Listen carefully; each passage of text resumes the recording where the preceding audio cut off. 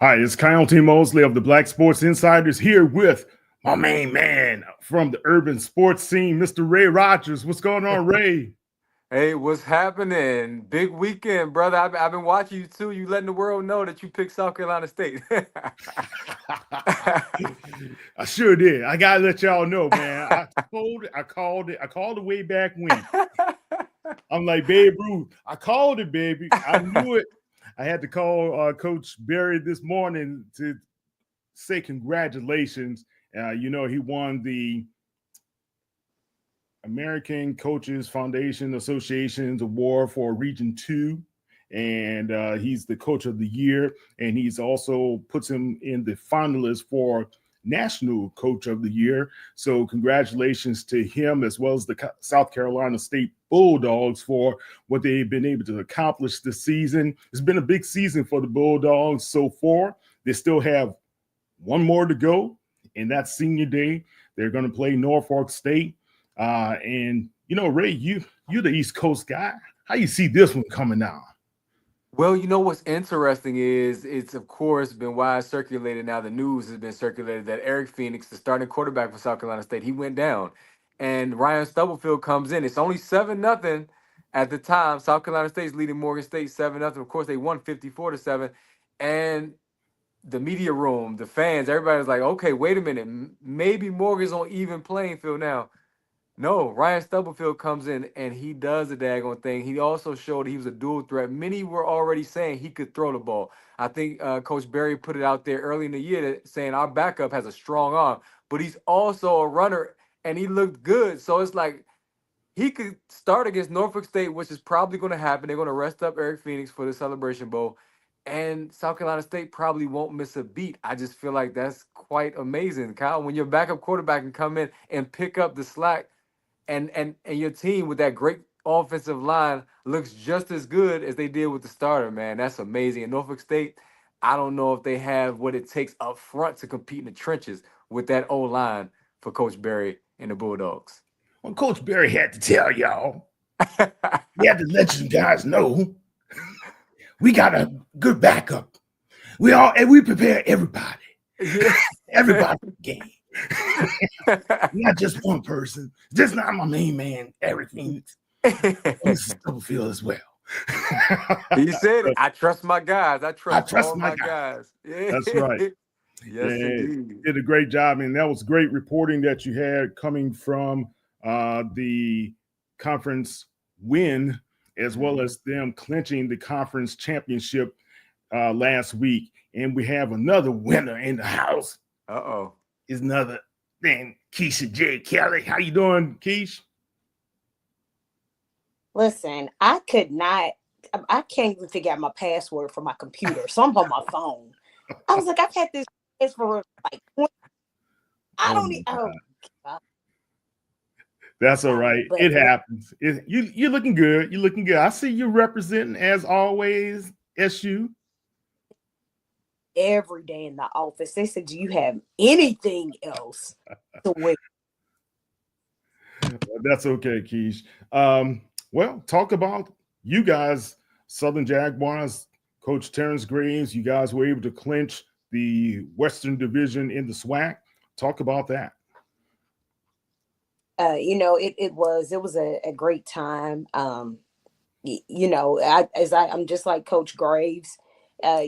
Going to the game knowing that it's the next game, not because you're going to clinch this actual title. And that's the same thing. Like I was telling our alumni, I was like, yo, it's the next game on the schedule. That's the same thing Coach Graves said. So we got to go into this like it's the next game on the schedule. And of course they were like, no, we gotta clinch before Bayou Classic. I had no real. They just wanted to do it. And so, of course, we clinched, but we got the razzle-dazzle with Big Miles. We got the razzle-dazzle with the scoop and score. That has made it tumbling.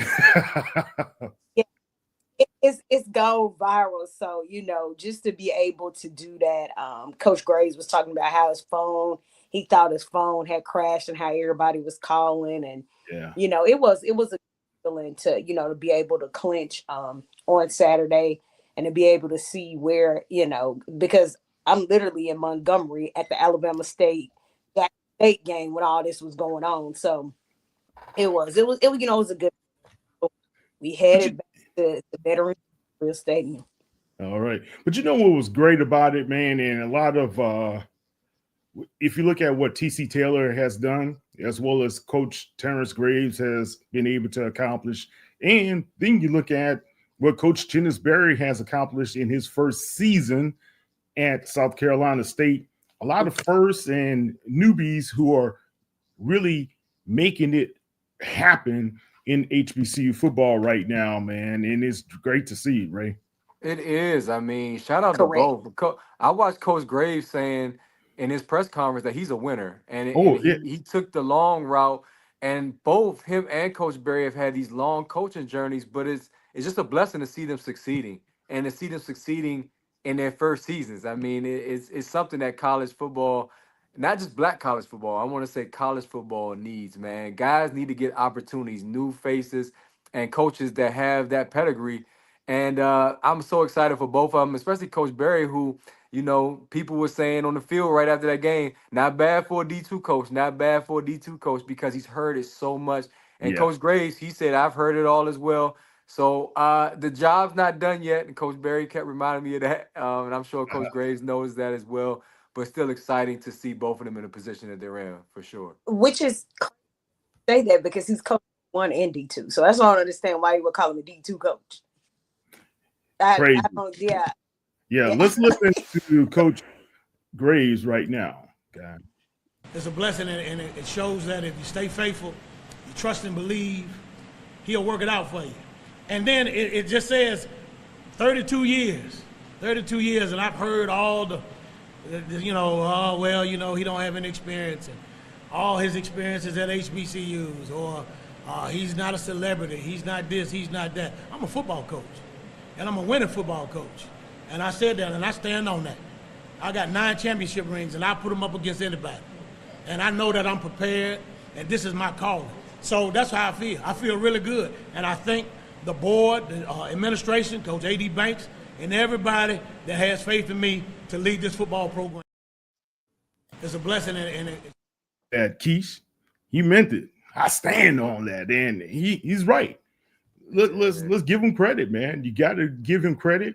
Only coach who has won for Southern and Grambling in the Bayou Classic as an interim head coach, right?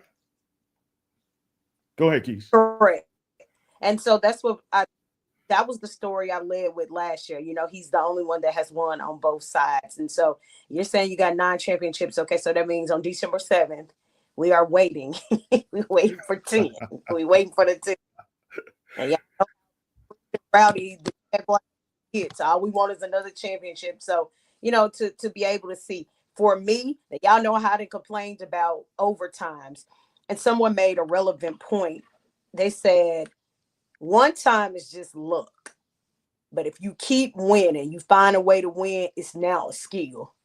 And I was like, you know what? Way to put it. I'm gonna just take that and just run with it. Well, those cardiac cats, they keep on winning time and time again, and you have to give them credit for how they've been winning, and they've been doing it with such ease. And I had to firsthand to see it at Texas Southern, man. I told those guys there was time still left on the clock, and I was right there in the end zone when it happened. So it still can be done. Let's listen to Coach Chennis Barry. Urban Sports Team here with MEAC Championship Coach Chennis Barry. South Carolina State defeats Morgan State 54-7. And with a backup quarterback, when you took this job, Coach, is this what you envisioned? Well, you know, we always believe, man, to God be the glory, first of all, man. We found a way to win a football game. Winning is hard. So, you know, but our young men were prepared, man, and our coaches prepared them to put them in a position to be successful. So all in all, I'm just super proud of our team and our program right now. You know, when I first took the job back in January, I had to get guys to buy in and believe in the process of what we're all about. And our process is real simple. Just try to go 1-0 every day. And I think our young men have wholeheartedly believed in that, and we found a way to go 1-0 today, man. So the journey's not over yet, though. We have another game to play, and we have senior day next week for our seniors, their last home game, and we want them to go out the right way. So the mission doesn't change, man. We got 24 hours to enjoy this victory, and then we'll get ready for a good Norfolk State University football team. Yeah. 24 hours and they're right back to it. And knowing Coach Barry, those guys are grinding it out and they want to, if you're a senior, man, that's your last time on the field in Orangeburg. So you want to go out a winner, don't you? Right, Ray? Oh, 100%. This is the opportunity that they're relishing, man. The excitement from the alumni, Coach Pugh was on the field after that game. The feeling that fan base has, I really feel like this, and I know I'm gonna get in trouble possibly, and I said this last week. South Carolina State probably has the best fan base in the MEAC, man. I really believe that. Coach Pugh used to always mess with us when he came on our show. He would say, y'all down there at Howard and Morgan, y'all used to not have no fans. We always got games sold out. But but you know what? It's kind of true, man. And he don't cut no cards, man. But the celebration, those guys look like, you know what? I'm so glad to be part of this. And Coach Barry talks about how he believes in each player, and those guys feel it. And it was just a different vibe coming from the Bulldogs this past weekend. And I think that they're gonna relish in that moment, Kyle. I really do. Yeah, definitely. Well, Keith, you guys got a big competition on December 7th headed your way, or you guys are headed that way to the vet in Jackson, Mississippi. Let's take a listen to Coach T.C. Taylor. Well, not really just him, but the celebration after winning the SWAC East.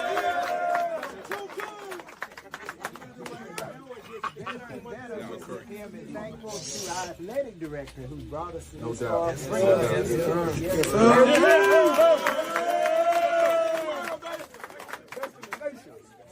To this amazing team, I had no doubt that you all were going to get us here, and I know where you're going to take us to as well. I'm grateful to you all, best team ever. Y'all keep doing what you do, and congratulations. All right, that's just a little bit about what happened with the Jackson State faithful there. T.C. Taylor, Keish, talk about him and remember when he first got the job, how people were kind of wondering if that was going to last or if that's going to really be, he's going to really be the right person to be able to fill in the shoes and get that shadow away from Coach Prime that lingers over that program. But over 2 years, all he's done was win, right? Right. So, you talk about a coach that has gone undefeated in conference play, and has built a program. And like you said, he's gotten that shadow away from over him. I think the most respectable things is, remember him playing, I think in the first one, like in 99, he was on the team. And so when you look at, what he has built as a respectable team, they found a way to win on Saturday. They did. And so, like I said, I didn't get a chance to talk to him until Monday, but it was, just to say that you and your staff have been able to, to recruit and put together, one of the best teams, if not the best team, in the conference, and and get back to the championship once again. You can't do anything but respect that. Like, that's just nothing but respect, not only for him, but that coaching staff, as well as those players, which is so funny. Have a coach there, Coach James, and I tease him all the time. Coach James was playing ball at Tuskegee when I was watching him. So now I see him coaching at Jackson State. And I said, well, Coach Slater must be really proud of you. It's some of the guys, Javancy Jones played at Jackson State, is also coaching. And I remember interviewing him when he was still playing. So that just makes me feel old, but it does. It's just, it speaks volumes to what they have done to that coach, to that team over at Jackson State. Yeah. Ashley Robinson, Ray, you talk about the work he's done. He's been able to recruit Deion Sanders, Tamika Reed, and now he has Mr. T.C. Taylor leading that football program. How's he rating to you as a athletic director? Well, I mean, you aired the interview with Sayers Guthrie last week, and I could just speak to what Asayas Guthrie told me, he's, of course, for those who don't know, he's a safety for Jackson State, starting safety, former MEAC guy. But anyway, that was one of the reasons why he went to Jackson, why he chose Jackson. Now, mind you, he entered the portal from Delaware State right around the time when Prime was getting ready to leave, when Coach Prime, was getting ready to leave Jackson State. So many on the outside would have thought he would not have picked Jackson State, but he said, I chose Jackson State because of Ashley Robinson and T.C. Taylor. And it just speaks to how guys see what they're building and they respect what they're doing. And that's a heck of a track record. I mean, Mo Williams, can we include Mo Williams in there as well, Kyle? Because well, you I'm look just at what saying, Mo's doing right now. Why not? yeah, I'm just saying, like, I feel like why not? Why wouldn't a student athlete want to go there? If you're a coach, assistant coach, those who are aspiring to be a hair coach, why wouldn't you want to go and work for a guy like Ashley Robinson? I think he's doing a phenomenal job, and he hasn't missed a beat. That's the great part. There hasn't been a drop off at all. And I'm not going to mention no other schools, but we've seen drop-offs at other institutions. Yeah, definitely. I think A.D. Robinson had to let people know, don't talk about my coaches anymore. He had to let people know. So, guys, we will be back with our special guest, Mr. John Grant, the executive director over there at the Celebration Bowl, as well as Band of the Year and the MEAC SWAC Challenge. We'll be back in 2 and 2. Thank you.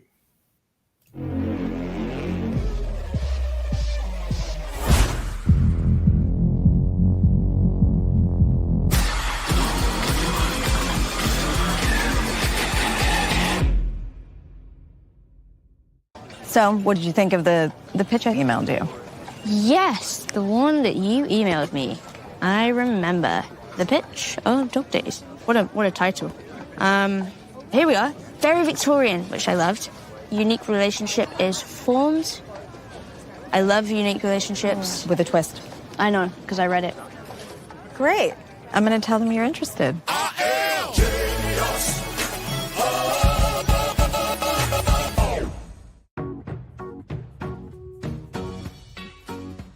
This is not just delivery.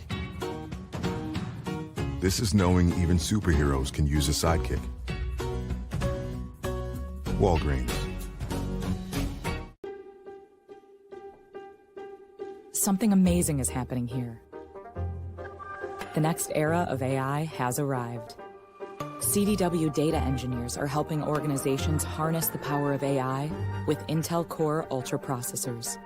The power to run workloads faster means greater performance, giving your team a better shot at success. Make amazing happen. CDW. Prime Big Deal Days is coming October 8th and 9th. With exclusive savings just for Prime members, you'll feel like a big deal. Shop deals on electronics, fashion, and more this Prime Big Deal Days, October 8th and 9th.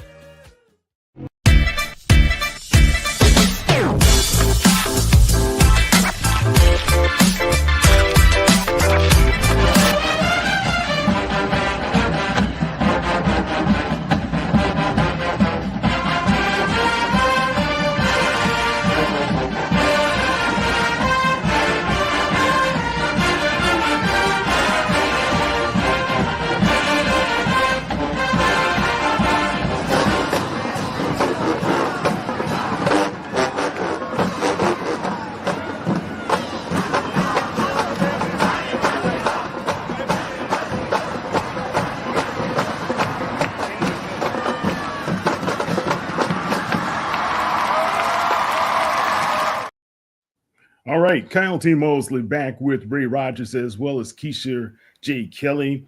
Guys, we have a special guest with us today. That's none other. If you didn't see those two clips, you got number 1 and number 2. You got North Carolina A&T Marching Band, number 1 in the Band of the Year competition. And you got FAMU at number 2. We're going to have John clue us in on what's going to happen down the stretch for that competition. Mr. Grant, how are you doing, sir? I'm fantastic, man. Thank you all so much for having me here today. Man, finally got you in the building with me, John. We've been talking all these years. Finally made it happen. It's good to see your face, man. How do you feel about what's happening thus far, going into the final stretch of the season, where you have one team locked up for the Celebration Bowl, and you have a competitive SWAC competition between Southern University as well as Jackson State ahead? Well, I look at it as the season, shapes up just as it should. We want to congratulate the South Carolina State Bulldogs on their clinching of the Mid-Eastern Athletic Conference Championship. What a season for Coach Chennis Barry and the Bulldog team. Really, really proud of how they have handled themselves and certainly what they presented on the field this season. Just really excitement, though, on the SWAC side. You got two great programs that have had a tremendous season. I have to call the Southern State Jaguars the Cardiac Kids. Because we call them the Cardiac Cats. Cardiac Cats. I like that. Cardiac Cats, because they certainly had their fans on edge all season. But congratulations to them, and certainly congratulations to the Jackson State Tigers on both of them. One clinching the West with Southern, and Jackson State clinching the East. I think it's going to be a really outstanding SWAC championship game. Yeah, definitely. To have either one of those programs, I know, has Southern been there once before, or will it be their first time ever? This will be their first time if they were to make it, yes. All right, Keisha, the pressure's on you guys. Listen, I tell people that the Celebration Bowl is a game, but that also means alumni chapter work. That means work for the alumni chapter. That means work for us. So if they come, that's more work. But we're prepared. We're prepared for the work. We're prepared. Well, let me tell you what, it's work that she would relish. She would relish it, I'm sure. You and the Alumni Association of Jaguar Nation. Absolutely. Yeah. Well, John, talk about what's happening. Any big news about the Celebration Bowl or surrounding the Celebration Bowl that it's been a little bit different than years past? Well, obviously, the date change is the biggest thing. The biggest news is not new news now, because it was announced, earlier this year. But we're a week earlier than traditionally. Since the bowl was launched, we were the third weekend in September. We're now at weekend number 2. But with this expansion of college football playoffs, the expansion of the NFL schedule, on all happening, converging on that third weekend, all the bowl games that were scheduled on that weekend were moved and relocated, and some were pushed up into the week, because after Cricket Celebration Bowl, you have a 9:00 game coming out of Montgomery. And then on Tuesday, so during that week, got a Tuesday, Wednesday, Thursday game of that week. So we were fortunate with the bowl game to be back in the position of opening the bowl season, which was important for us. It's important for this game to be first. And certainly on that weekend, we're going to be a lead into Army Navy, which will be on CBS at 3:30. But we're going to get the tailwind, though, of college game day, which will be a lead-in from 9 until noon, and then the bowl game at 12. How much of a boost do you guys anticipate for your ratings when it comes to that? Well, it'll certainly be a boost from what we had last year, because we were up. We had a game that we came on at noon, but there was a game that started at 11, and then you had the NFL come on at 1. So we were sandwiched in between, but this year we're going to be solo. So without question, I think that'll put us back into positions where we've historically been, around that 3 million viewer mark. That'll be excellent for you guys. I know if you had to chart where you want that mark to be, would it be more in the 5 to 6 million range, or what's your goal there? Well, we would love to be in that range. If you're in that range, then you're in the range with, a lot of the Power 5 games that happen. But, where we are, we're rated among the top view bowl games. When you think there are 43 bowl games, and when we're in that range, we're rated around somewhere like number 8. So that's a good spot to be for FCS conferences, in the mix with FBS and major bowls. All right, excellent. Ray, any questions for John? I just want to ask, do you hear the chatter around the streets? Because the streets, the people, they want to see that rematch, South Carolina State and Jackson. No offense to Keisha, but that's what people want to see. Does it matter really to you all what teams play when you have so much, invested into all the institutions? Well, that's a very good question, and I get that question a lot from people who are, regardless. I'll have teams tell us, we know that you want us in the game. My response is going to always be the same. We want the champion. It is a championship game, so regardless of what happens with teams, how schools draw in their regular attendance, it doesn't make a difference if we don't have the champion. And so if the school desires to be here and their fans desire to be here, then they need to win. There's only one way in, and you have to win. I love that, John. Only one way in, you have to win. I love that, man. Keish, any questions for John? I think you said it well, and I've heard it from both sides. South Carolina State is saying we want Jackson State, we want Southern. I don't care. In my opinion, I'm the same way. Whoever shows up, whoever wins. My question is I'm gonna go to the band side, because we know, to me, we're the sports side, but when it comes to the battle of the bands, how much more is this band? Like the band is taking on a life. The band is taking on a life. How much more has the band taken on a life, as we're seeing with the battle of the band, or the band of the year? How much more has that taken on life this year versus last year when they first started? That is an excellent question. Last year was our first year. We were really looking to make sure we kind of feel our way through, because this has never been done. What we did last year has never been done in the history of marching bands, with a season-long competition that culminates in a championship. And then, the key component of that, Keisha, was we had to make sure that it could work for television, that our producers and the crews around it could actually produce produce programming with that would be appealing to the audience.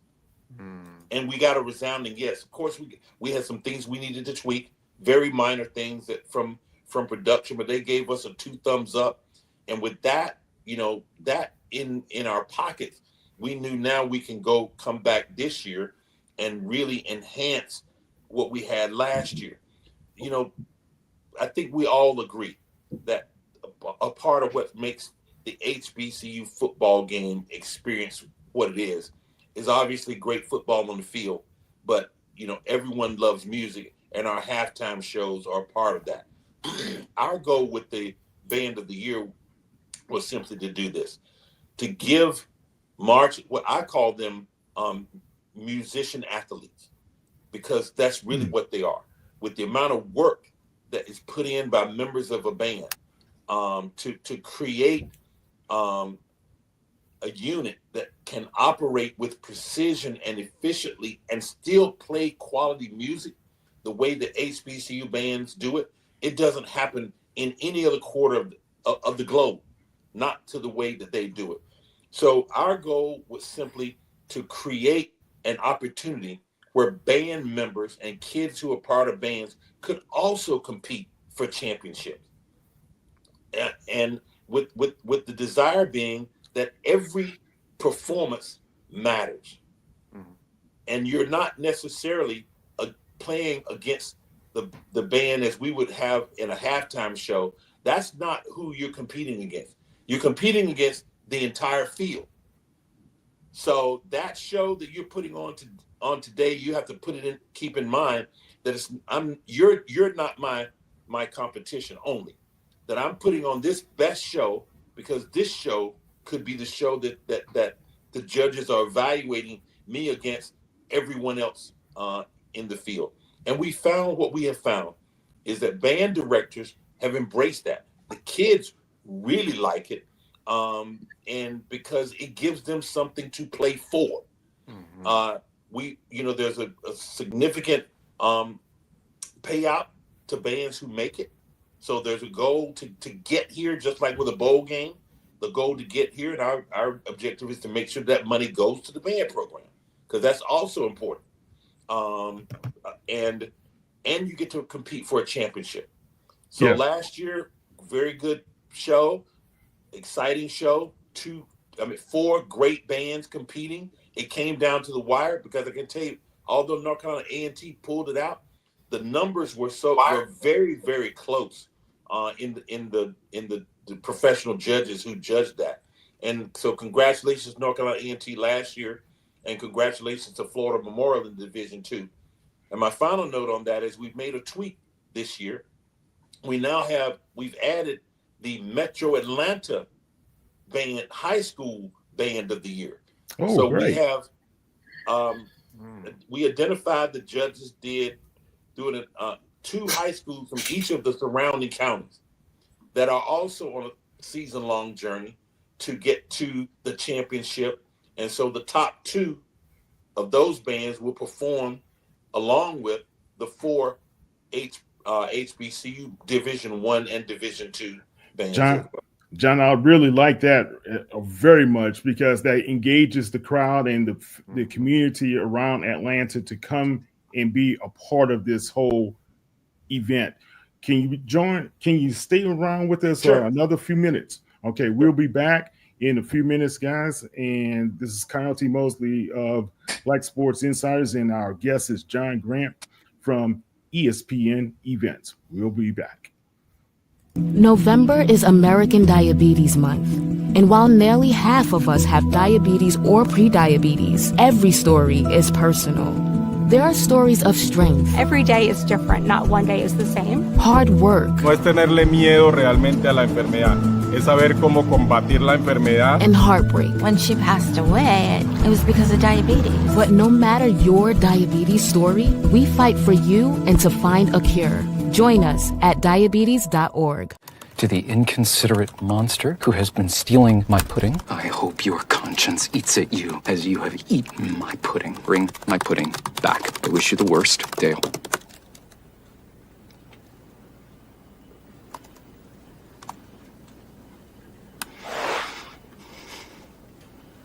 Beautiful words.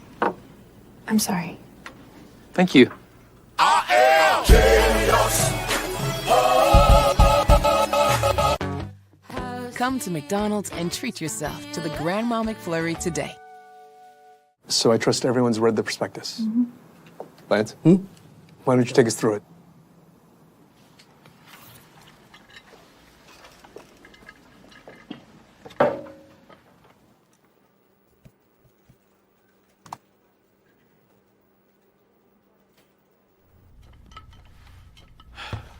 Let's get into the prospectus.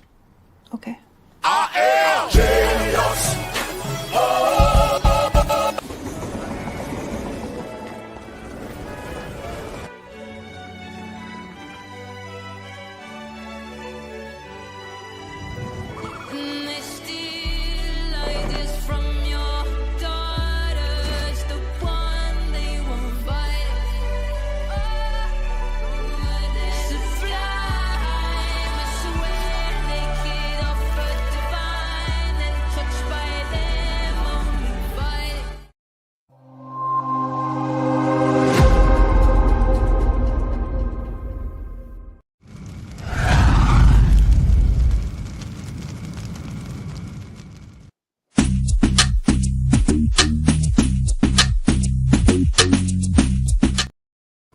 All right, it's Kyle T. Mosley from the Black Sports Insiders Black here with Mr. John Grant. John, you were about to talk a little bit further about what's going to happen the night before the Celebration Bowl, where the Band of the Year competition will take place. And just before you go into that, the top Division I bands right now, the rankings have it as North Carolina at number 1, Florida A&M at number 2, third, Jackson State, fourth, Bethune-Cookman, and fifth, Norfolk State, and surprisingly, sixth, Southern University.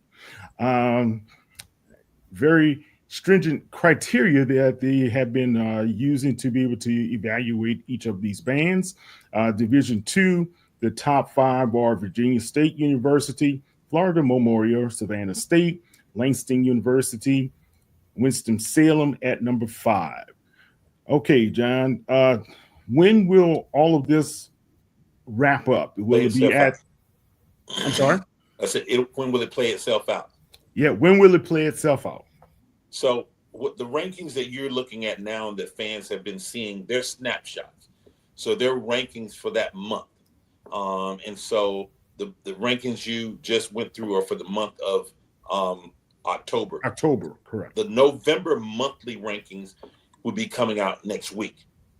And following that on the Monday, well, they'll come out on Tuesday. The Monday right after Thanksgiving will be the final. That's the cumulative that will show the rankings from 1 through 15, and the top 2 in each division are the top 2 that will be coming to Atlanta.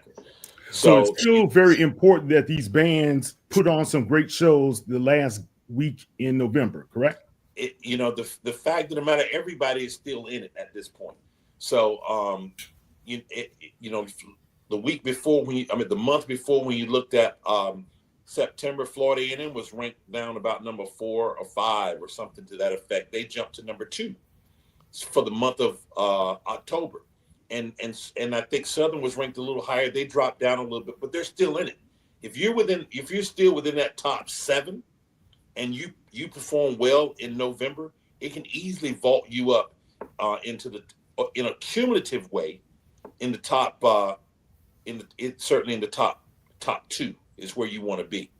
Actually, you really want to make it into the top 5, because there are some other criteria. Then once you're in the 5, then the committee comes together and they're evaluating all kinds of criteria.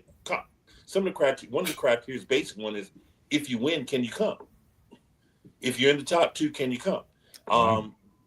Participation is a part of that process as well. When I say participation, band directors, they have to submit their what the performances they want the judges to adjudicate. If a band director doesn't submit, then the committee still goes out and they search for performances that they and pull those out and adjudicate those. So a band director's engagement through the season is also one of the culminating criteria that they use, along with others as well.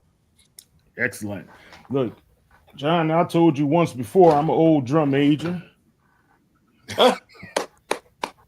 And I love the fact that you guys got the top 10 drum majors out there, top 10 percussion and musicality and dance troupe. But it's nothing like the drum major. We got to lead it all, like I do now. But it's great. It's great to see, man. And I have to appreciate what you guys have added to the whole event. And at the event, will you guys have any special guests, musical guests, anybody scheduled already, or is it just going to be exciting to wait and see? This year, the focus is on the bands. And we have, with the 6 bands, and the band of the year, again, is on Friday, December the 13th. The show starts at 7 p.m. and goes to 9:30 p.m. at Mercedes-Benz Stadium. As I indicated, we've got the 6 bands. Each of them will have up to 15 minutes to put their best show forward.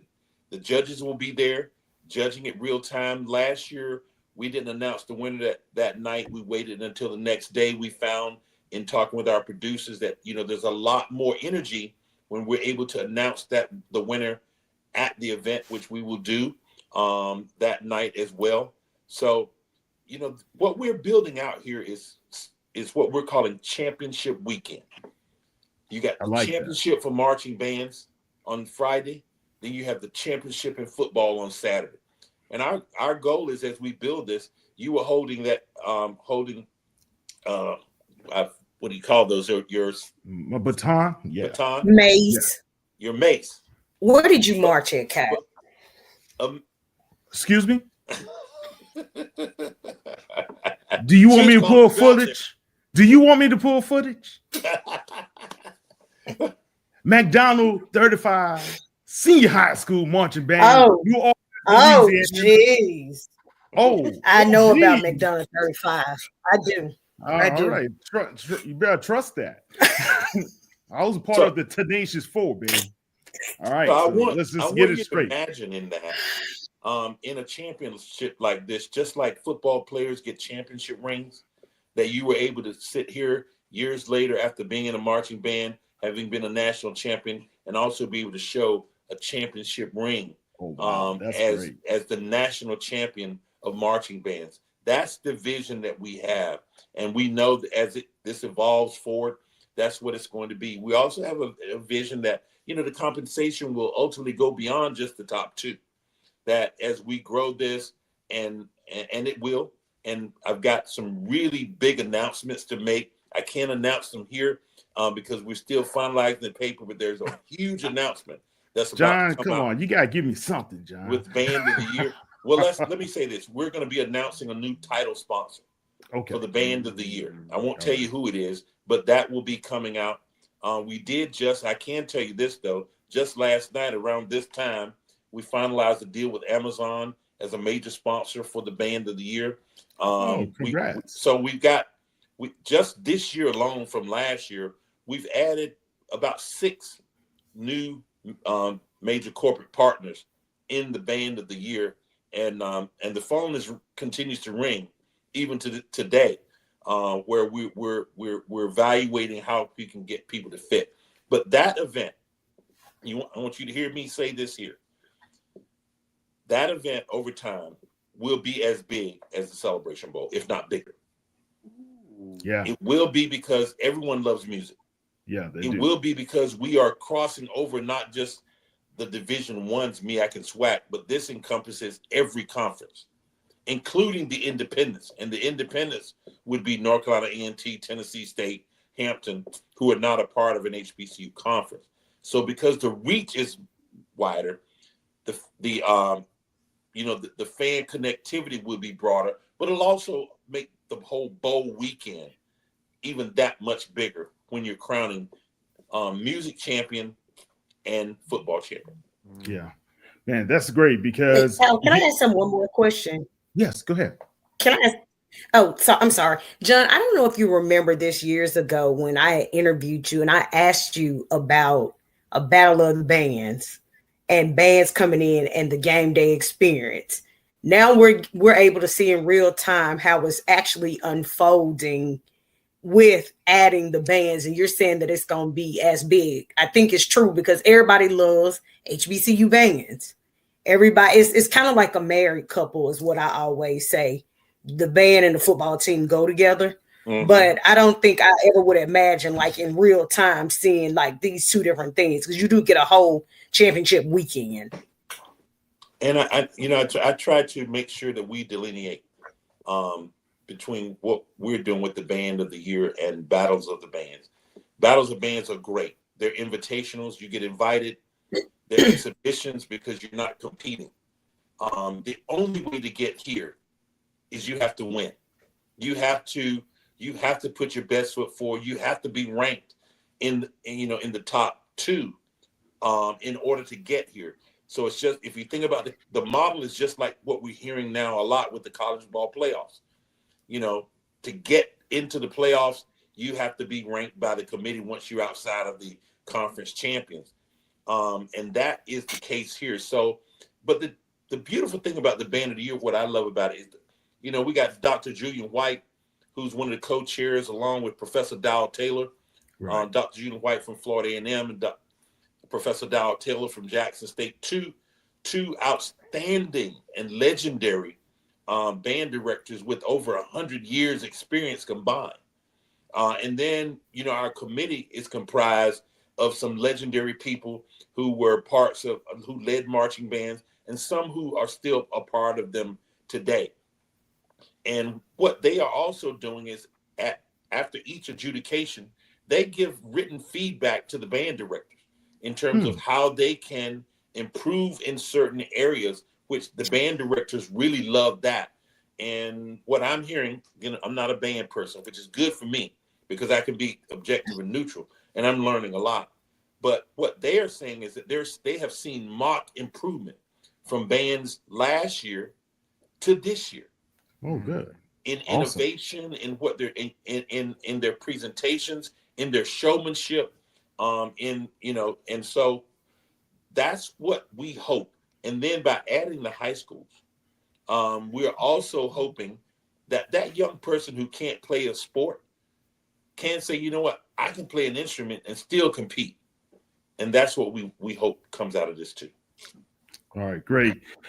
Ray, any last questions for John? I'm tapped out, man. I'm just sitting here thinking because my school doesn't have football and I'm on the sideline too often. So that's what my mindset is. But it's great what it's great what you're doing, and I'm just excited for the future because based on everything that you're telling us, we haven't seen the best that's yet to come. And that's amazing because it's already been spectacular the way it's all come together. And I'm excited for all the schools involved. I'm excited as a MEAC guy. I'm excited to see Norfolk State there at the top of the rankings. So congratulations, man. Appreciate you. Thank you. And look, they're grading the categories on musicality, pictures, drill and design, percussion, drum majors, auxiliaries, dance, flags, majorettes, and the highest possible points per band will go into that ranking, correct? That is correct. And right. Look, this what we're all building together. Having us on this show tonight, and I want to thank all of you for doing that because that's a part of what's required to build what we have. This is our Super Bowl. This is our Super Bowl weekend. Thank you. And so where we have to continue to work through where people who used to say, well, if my team's not in it, I'm not going. We want them to say, hey, 2 tickets to the Celebration Bowl, give them to me. I don't care who's playing. I just want to be there because it is that kind of environment. And that's what we are working to continue to build, which is an experience that you can't get at any other game. There are some great experiences with HBCU games through the season. But we want to make sure that the Cricket Celebration Bowl and Championship Weekend with Band of the Year is 10 notches above. That's what you want to be there, and people are putting it on their list. John, before you get off, man, you and I had a great conversation once before about how important it is for attendance, but also how important it is to help out with the media. Kind of touch on that as well. Well, we've entered a new era in terms of for HBCU football and television. There are more HBCU games televised this year than there ever have been in a single year in history. Wow. Let me repeat that. There were more HBCU games televised across multiple platforms, whether it's HBCU Go, ESPN, the NFL Network. I mean, you go down the list, than any other time ever in history. With that being said, how we approach the game, how universities approach the new asset and the new tool called television has to be different. We've always measured a game when we would say whatever game or classic game is the largest. Mm-hmm. Well, that measure is no longer true unless you specifically say the largest in attendance. Because what's being measured today in across everywhere else is total live audience. That includes attendance, but it includes also viewership.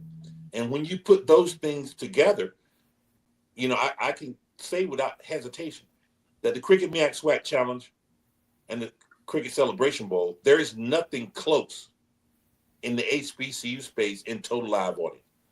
Cricket's MEAC SWAC Challenge this year broke a record with 1.3 million viewers. And it was a good game, too. Yes, and it was. It was a good game. And on ABC in a primetime slot, Saturday Night Football live on ABC. And the same thing with the bowl game. So every game has its meaning and what has its purpose, every classic game. But the reality is that the landscape is changing and media is changing it. And so we have to change with it. Just like, I don't know, 15 years or so ago, a show like this would not exist that you have. So the media and content distribution landscape is changing, and we must evolve with it. Attendance is important. Don't get me wrong, it is, but it's really cosmetic. You want people in the fans because the presentation on television, and it draws a viewer if they watch a game and the stands are full. If you turn on a game and the stands are sparse, what you will see are different camera angles, because the crew will shoot angles that don't show the crowd, and you don't get the crowd energy because they're not necessarily there. So all of that changes the presentation. We've shot, and forgive me for being a little long, but we've shied away from Thursday night games. Man, I was watching college football just on tonight, Wednesday night. There was college football on last night. Yeah. So there are schools playing on Tuesday, Wednesday, Thursday, Friday, and Saturday for college football. That 10 years ago did not exist. No. So we have to make sure we are working toward what is viable. And for us being a network, we recognize that there are three things we have to do. Number one, we want to create a world-class, second-to-none experience for the student athletes.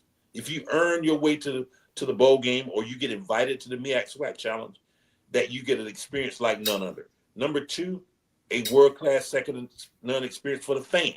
If a fan decides, from the moment they decide that they want to go, what is their experience like all the way through to the point when they leave and after? And the third is the same thing, but for the fan who watch. So where are we going with the Celebration Bowl? Well, what happens on Super Bowl Sunday? Everybody's having parties. Everybody's party. It's a nationwide, and now it's becoming a worldwide celebration. And people gather with their friends, etc., and they're turning on the TV to watch one of the largest sporting events, second to soccer, in the world. Well, guess what? I want imagine on Cricket Celebration Bowl Saturday that around the country, people who can't come, but they're gathering with their friends to watch our Super Bowl and to create Super Bowl parties, which in turn increase viewership. So that's our next thing. The next thing is, if you can't come to the game, watch it. Bring friends together. Watch it on your phone. Yeah. On your mobile device, because every view counts. And then I'll tell my friends who are on here who are coming to the game, hey, turn your television on when you leave home anyway. Those numbers count. That's a good one. Yes. Bowl, but turn your TV on. Put it on ABC, guys. Put it on ABC. All right, John, we got to get you back after the Celebration Bowl, but I will see you there this year at the Celebration Bowl. Make sure you just don't have Keisha there. That's all we don't. She's always going to be supportive. But look, thank you for everything that you guys are doing. Congratulations ahead of time for the great work with the Band of the Year, as well as the Celebration Bowl. And we can't forget what you guys did with the MEAC SWAC Challenge as well. Thank you very much. Thank you so much for having me. See you all in December. All right. We will be back in less than a minute with the wrap-up of the show. Wow. Hey, Jay, this project might need a bit of zhuzhing. Holla back, Warren. Please let me know your thoughts. Best regards, Warren. I am genius. Okay, we are back, guys, and we're about to wrap everything up. The last 5 minutes of the show. Guys, that was some good content from John, right? Oh yeah, most definitely. Absolutely. I'm excited about the future. Yeah. I'm excited about next month, the near future, and There you go. the distant future. There you go. All right. There was big news in black sports. Ray Lewis is a candidate for the FAU head coaching position. What's your thoughts on this one, Keisha? No thoughts here. Okay, Ray. Not a shocker. He was a candidate for some HBCU jobs. But the rumor was, and Kyle, you might know better than me, that he wants total control of a program when he comes in. He wants full autonomy, and some HBCUs were like, no, sir. So my guess is he's getting what he wants, and my guess is he's gonna get what he wants if he is indeed the new head coach. Okay. Wherever it may be. Okay, we'll talk about that later, guys. Teddy Keaton effect. That's your guy, Keish. Teddy Keaton. He's turned programs around. Look what he has done from his days at Stillman and Allen, and now at Clark Atlanta. They didn't win the big one. Miles was able to claim that, but Coach Keaton, he is for real in putting together a good program, right? Absolutely. Absolutely. I mean, even you called it, they didn't win, but it was, good for them to go. Yeah. Coach Tremaine Jackson in his conference, I forgot the name of the conference, but he's the only black coach. He was the first black coach in that conference. And look what he's done now. He's the Region 2 Coach of the Year for that conference there. And of course, Dr. Alvin Parker, the CIAA champions at Virginia Union. Congratulations to the Panthers. And we have Coach Shade over at Miles College. Those guys took it home, the SIAC championship. Coach Shade they took it home. Yeah, they took it home. Yeah, he put some shade on the Panthers, boy. I tell you that much. They came to play, boy. So, and this guy here, man, he's a dog. He's a bulldog. And that's my guy, Chennis Barry. He does a great job with those guys. Congratulations to him for what he's been able to accomplish as well. All right, guys, any final thoughts, comments? Yeah, why was my phone blowing up about Southern's basketball team? That's supposed to be you. They were up 14 at halftime against Texas A&M. That's changed, but still caught the eyes of a lot of people because, like I said, during the whole interview with Mr. Grant, my phone was going off about that. But shout out to Norfolk State women's basketball team, improved to 5-1 tonight, top 10 in the country. They just beat Radford University. They are for real. Diamond Johnson, 22 points.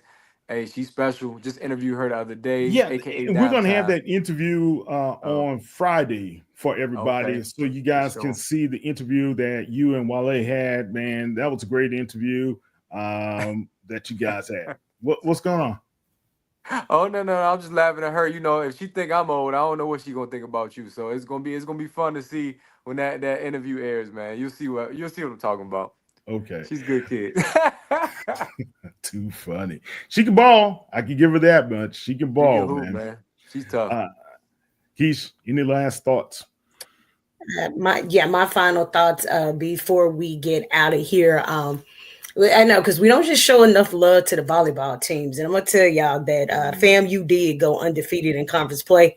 They strike again. They did. They had a really impressive season. So shout out to FAMU for dominating like they did in volleyball. And I just want you to know, Ray, I found a picture of Cal when he was talking about this Tenacious Four. I went and found that picture of him and another drum major. Oh, yeah, I forgot. They got the Florida Classic. Somebody said, hell, Wildcats. Cal, I sent you the picture of you and them other three people. I was trying to figure out which one was you. She said them she didn't say them other three people. I understand. Them other three people. See, it was for y'all. So Keisha and I are like brother and sister. We got to go at each other. It's nothing but love. But yeah, KT can ball with this. Trust me. Still to this day. Wait, before we go, who do y'all have? FAMU or Bethune-Cookman? The game this weekend. Florida Classic. Who do y'all have? Who do you have? Oh, FAMU all day. I'm going with the upset. I'm going with Bethune. Good luck. What about you, Keith? Yeah, I think Coach Cozy gonna get them back on track, so I'm going with FAMU too. Well, sure. we shall see. All right, guys, follow us at Black Sports Insiders. I'm Kyle T. Mosley. That's Keisha Kelly of the Black College Experience, and that's Mr. Ray Rogers of the Urban Sports Scene. You guys follow those guys online. Thank you for checking us out. We'll have a re-air of this if you weren't able to catch the full show, and you can always check us out on our YouTube channel. You could go to Black Sports Insiders, or you can go to HBCU Legends. It's there as well. You guys have a great one. We will not be on air next week because it's the holidays, and I want you guys to enjoy time with your family. Help out some families out there that have some food insecurities, guys. That's for real, especially during this period of the holidays. We're giving away some turkeys here in the Houston area with KCOH and Ralph Cooper's show. So if you guys would like to donate, I'll have that on the X site as well as on the Facebook site as well, how you can be able to donate via Cash App. All right, guys, Keisha, Ray, be good, have a fun time and a great time with your families, and we'll be back December. And God, this year has just gone by too fast, man. December, and I'll be celebrating my birthday in December. Oh, man. When is yours? December 28th. I'm December 15th. Really? Oh, that's why we get along so well. You get Sagittarius. All right. You guys have a great one. Kyle T. Mosley, we out. Take care.